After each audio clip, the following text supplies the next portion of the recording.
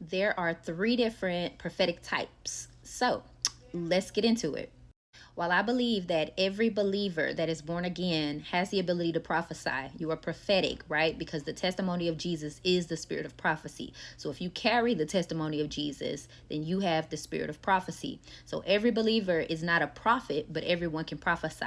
So this video, I'm going to explain to you what the difference is so that you'll understand graces and understand who it is that you're called to be.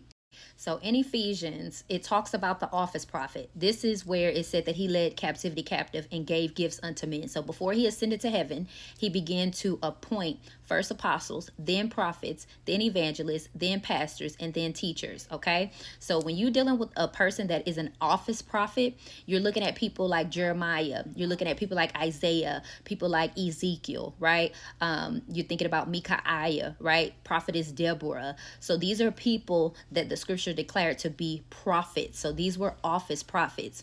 So when you think of an office prophet, these people, when you go back to Jeremiah, the charge and mandate of most office prophets is to tear down, to uproot, to destroy, then to build and plant. So usually people that are office prophets, they come with a more authoritative tone. These people, they usually shake the table. They say the things that are hard, right? Because it came with the mandate, right? He told them, I will make your forehead like flint. So they usually have a very strong personality and a strong disposition. A lot of people don't agree with office prophets because we have gotten used to those that are prophesiers, or those that have the gift of prophecy, or those that flow from the spirit of prophecy. And you have the spirit of prophecy.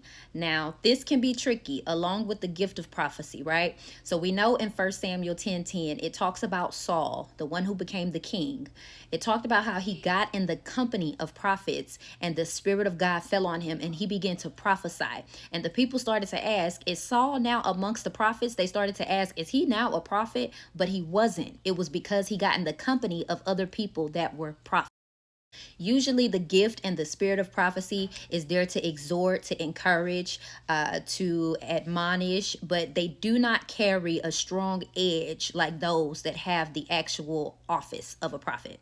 Now, let's talk about the gift of prophecy. Okay, the gift of prophecy, what I have noticed is that this usually is something that those that may have parents or grandparents or some type of spiritual gift of prophecy was passed down through the lineage. Okay, and so a lot of times we'll see in churches where if the father is a prophet, they start to call the kids a prophet, and sometimes that is the case, but they truly may have a gift of prophecy because it came down, it just flowed, right? Like Aaron's